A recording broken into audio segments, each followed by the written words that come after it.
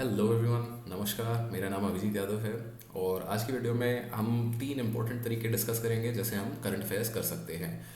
हम ये भी डिस्कस करेंगे कि भाई करंट अफेयर्स हमें क्यों करना पड़ता है एंड इससे हमें क्या फ़ायदे हो सकते हैं। Right. So before we begin, ये मेरे बारे में कुछ जानकारी है। जो लोग मुझसे पहली बार मिल रहे हैं वो वीडियो यहाँ पॉज करके इसे देख सकते हैं। So let's see. तो सबसे पहले हम डिस्कस करेंगे कि इम्पोर्टेंस ऑफ करंट अफेयर्स क्या है। Why do we need to cover current affairs. Right. अब सबसे इजी, सबसे ज़्यादा कुछ सोचने की ज़रूरत नहीं है कि भैया प्रीलिम्स में बहुत ही ज़्यादा ज़रूरी है। प्रीलिम्स में एक तो जो science and tech and environment जैसे पार्ट्स होते हैं उनमें मोस्टली करंट अफेयर्स के सवाल आते हैं। राइट। Mostly CA. उसके अलावा current affairs has been directly mentioned in the syllabus. Right. तो अब अगर कोई चीज़ डायरेक्टली मैंशनड है सिलेबस में, जाहिर सी बात है कि वो इम्पोर्टेंट है। एंड सिलेबस से ज़्यादा कोई चीज़ आपको ये नहीं बता सकती भाई सिविल सर्विसेज एग्जाम के लिए क्या ज़रूरी है। राइट। तो if something is directly mentioned then it is important.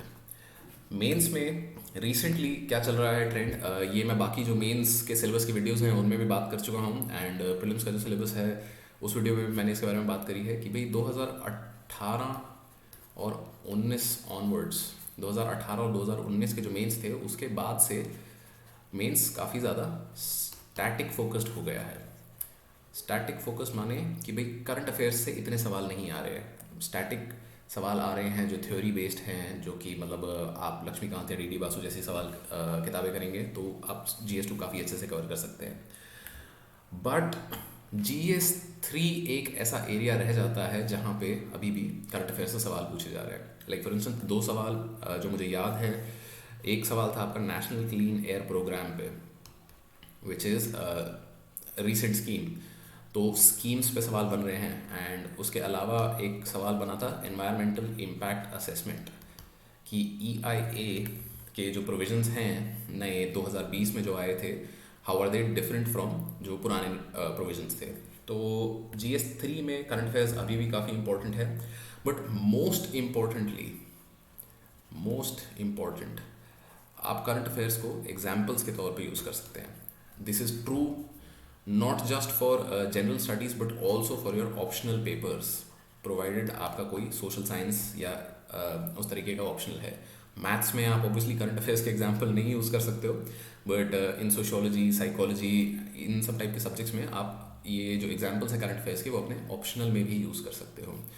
Example current affairs का देना अच्छी बात क्यों माना जाता है and why is it considered important?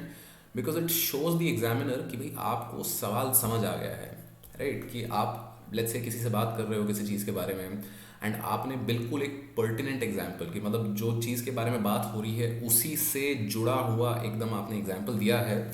So this shows that you have understood, and if you have understood the question you have also demonstrated that to the examiner कि भाई हाँ हमें समझ आ गया है और ये हमने एग्जामिनर को दर्शा दिया। सो इस वजह से आपके मार्क्स बढ़ जाते हैं। You get those extra half mark, extra एक नंबर आपको जो हर सवाल में चाहिए होता है वो अगर आप करंट अफेयर्स के एग्जाम्पल दो तो आपको मिल सकता है। Now let's come to ways in which you can do current affairs. तो तीन मेजर मेथड हमेशा हमारे रहते हैं कि भाई सबसे पहला कि भाई आप न्यूज़पेपर से अपने नोट्स खुद बना रहे हो। इसके बारे में डिटेल में हम बाद में बात करेंगे जस्ट अभी, एंड बाकी दो देख लेते हैं। तो दूसरा होता है करंट अफेयर्स मैगजीन्स कि आप भाई किसी भी मेजर कोचिंग इंस्टीट्यूट का कि जो मंथली करंट अफेयर्स मैगजीन्स होती हैं, मंथली मैगजीन्स, तो मंथली मैगजीन्स आपने उठा ली और मंथली मैगजीन्स को for at least last 1 year time है तो आप इसको 2 ईयर्स भी कर सकते हो, but at least 1 year. This is if you have time. At least last 1 year आपको डेफिनेटली करंट अफेयर्स मैगजीन करनी चाहिए। And finally you can go for compilations. Compilations क्या होती हैं? जैसे मेजर कोचिंग इंस्टीट्यूट्स जो हैं आजकल क्या कर रहे हैं कि भाई सब्जेक्ट वाइज कंपाइलेशन निकाल देते हैं। लाइक फॉर इंस्टेंस सबसे पॉपुलर जो इसमें चल रही है वो है विजन की PT365, या फिर आप इनसाइट्स का ले लो। अब PT365 is obviously a paid sorry, PT365 can be, मतलब आपको इसके लिए पैसा देना पड़ता है, बट इनसाइट्स का जो है वो शायद ऑनलाइन फ्री अवेलेबल है, ये चीज़ आप चेक कर सकते हैं। एंड अगर आपको और कोई बढ़िया कंपाइलेशन ऐसा मिलता है तो डेफिनेटली मैं चाहूँगा कि भाई आप कमेंट्स में शेयर करें ताकि बाकी सबका भी इससे फ़ायदा हो। बट ये कंपाइलेशंस क्या करती हैं कि भाई दे मेक इट ईजियर, कि ये जो मंथली करंट अफेयर्स मैगजीन्स कर रहे थे और ये जो कंपाइलेशंस कर रहे होंगे, कंटेंट दोनों में सेम होगा, content is same, but organisation of data will be different, organisation will be different. तो कैसे डिफरेंट है, क्या फ़ायदे हैं इनके, कैसे कौन सी चीज़ ज़्यादा बेहतर रहती है, ये अब डिस्कस करते हैं, right. So first and foremost कि भाई न्यूज़पेपर नोट्स आप खुद से बनाते हैं तो उसके फ़ायदे क्या हैं। न्यूज़पेपर नोट्स खुद से बनाने को मैं सबसे बढ़िया तरीका मानता हूँ, this is the best method that there is to cover current affairs. क्यों? क्योंकि जब आप खुद से नोट्स बना रहे होते हो तो आपकी रिटेंशन बहुत ज़्यादा रहती है, क्योंकि एक तो जब आपने पढ़ा उसको, फिर उसको आपने खुद से लिखा कहीं पे, उसके बाद आपने उसे ऑर्गेनाइज किया, तो you have interacted with the data. जब आप इतना इंटरैक्ट कर लेते हो डेटा के साथ तो you are able to remember it better, right. So this is why I consider newspaper notes खुद से बनाना सबसे बढ़िया तरीका। नाउ उसके अलावा क्या होता है कि जब आपको खुद से डेटा को ऑर्गेनाइज करना पड़ता है तो यू अंडरस्टैंड इट्स रेलेवेंस, कि आप आपने न्यूज़पेपर देख तो लिया, न्यूज़पेपर उठा तो लिया, आपको लगा कि हाँ जी ये चीज़ नोट करनी चाहिए थी हमें बट उसको नोट करके कैसे रखोगे? अगर आप एक ही शीट पे पहले मतलब एक कोई चीज़ लिख दी, फिर दूसरी लिख दी, फिर तीसरी लिख दी, तो ये बहुत हैपहैज़र्ड तरीका होगा।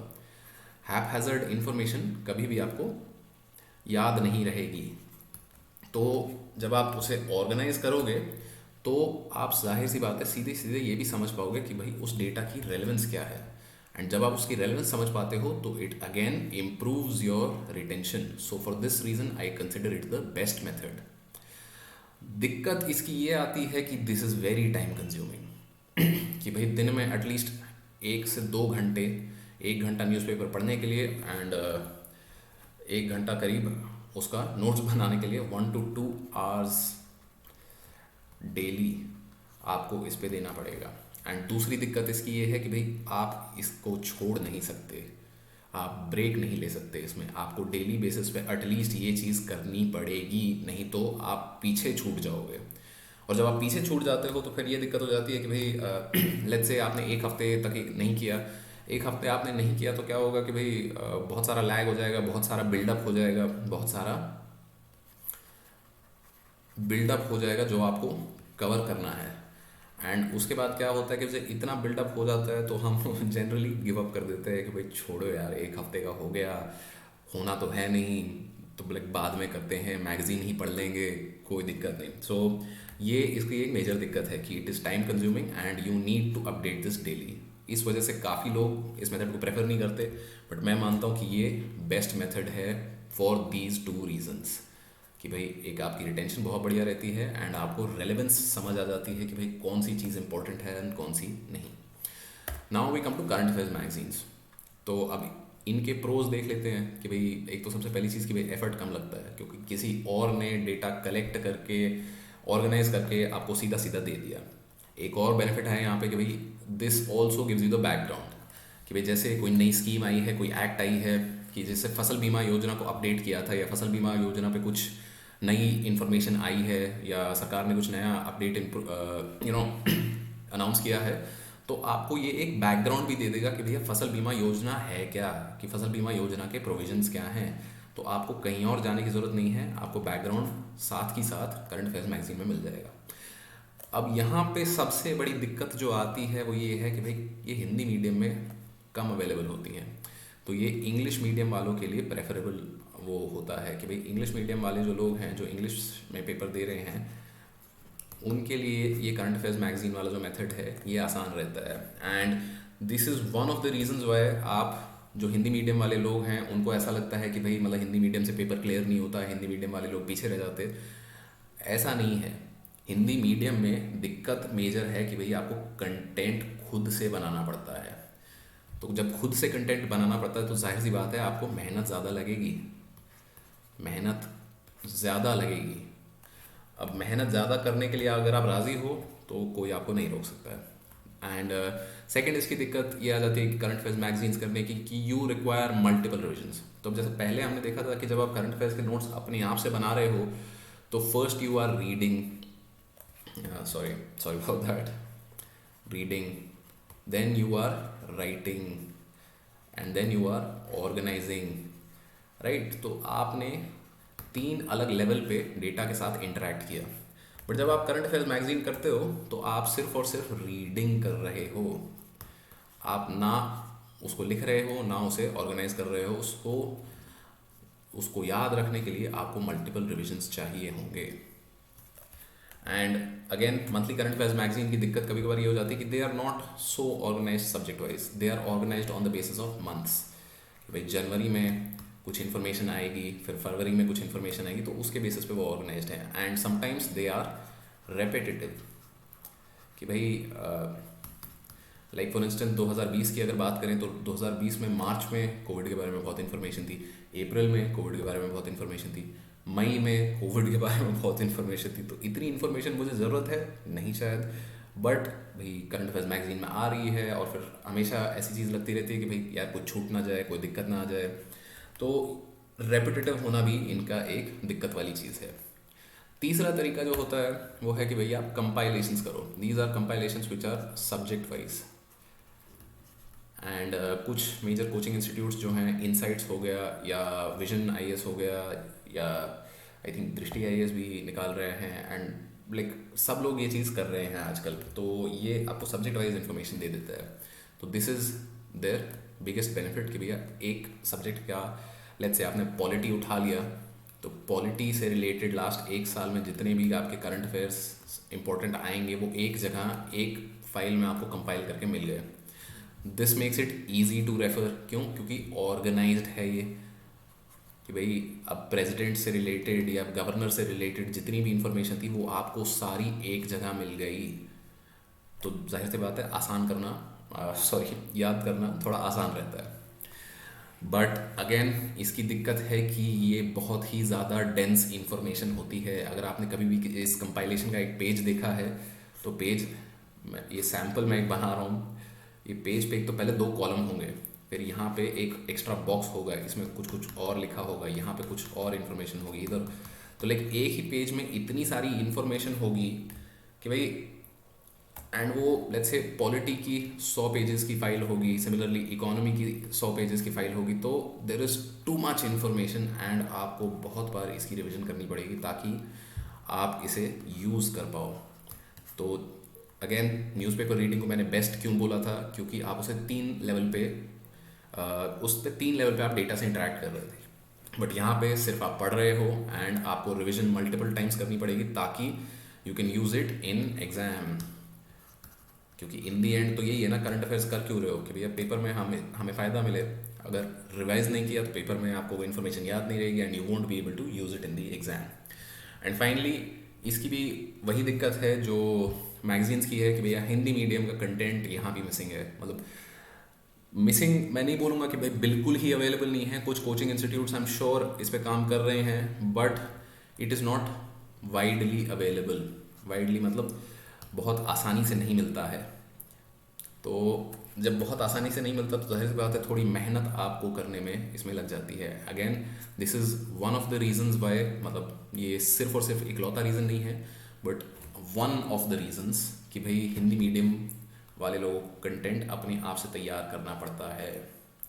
ठीक, सो इसके बाद अगर देखें तो finally we come to this section कि बहुत सारे लोगों के सवाल होते हैं कि भाई मैगजीन्स कौन सी करनी है, ईपीडब्ल्यू कैसे पढ़नी है, योजना, कुरुक्षेत्र या भाई फ्रंट लाइन, मतलब बथेरी मैगजीन्स है दुनिया में।